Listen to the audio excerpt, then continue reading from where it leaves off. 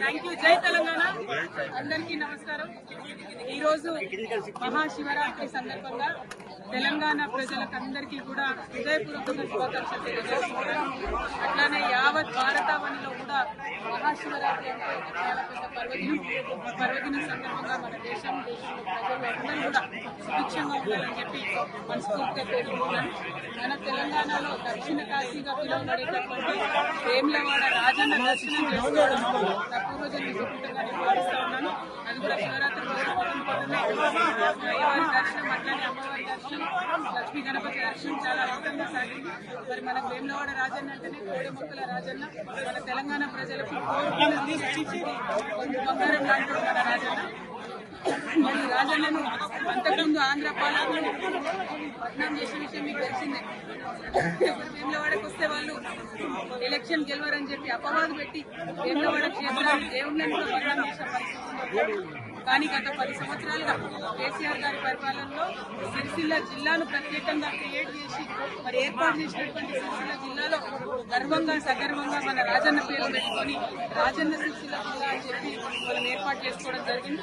ఆ తర్వాత కూడా ఎట్లా అయితే ఇది ఒకప్పుడు రాజరాజ నరేంద్రుడి సమయంలో అద్భుతంగా వైభవోపేతంగా ఈ ఆలయం ఉన్నది, అట్లానే 30 ఎకరాల భూమిని కూడా మరి చెరువు కోసం కొని ప్రభుత్వం నుంచి తీసుకొని అట్లానే బతికోసమ్మ కూడా నిత్యం అనునిత్యం మనం ఎక్కడ వేములవాడలో అటువంటి బతికోసమ్మ డెవలప్మెంట్ కోసం కూడా 10 ఎకరాలు సపరేట్ గా కొని, ఎందుకంటే వేములవాడ దక్షిణ కాశీ అంటే ఎట్లుంటారో అట్లనే ఉంటది. చిన్న చిన్న గల్లీలు ఉంటాయి, ఎవరు అమ్మేటటువంటి పరిస్థితి ఉండదు.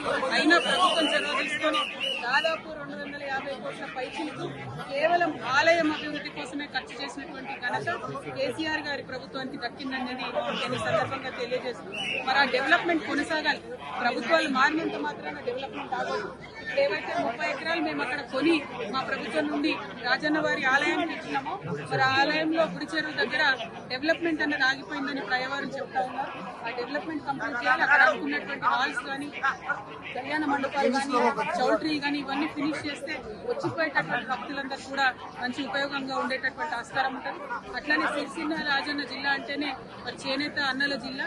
మరి అదేవిధంగా చేనేతల కోసం కూడా అనేకమైనటువంటి కార్యక్రమాలు గౌరవనీయులు కేటీఆర్ అన్న గారు కూడా పెద్ద ఎత్తున టేకప్ చేయడం జరిగింది. కానీ అవన్నీ కూడా ఇప్పుడున్నటువంటి ప్రభుత్వ హయాంలో వడకేసిన ఈ నేతన్నకి ఇస్తానని ఏది కూడా ఇస్తలేరు.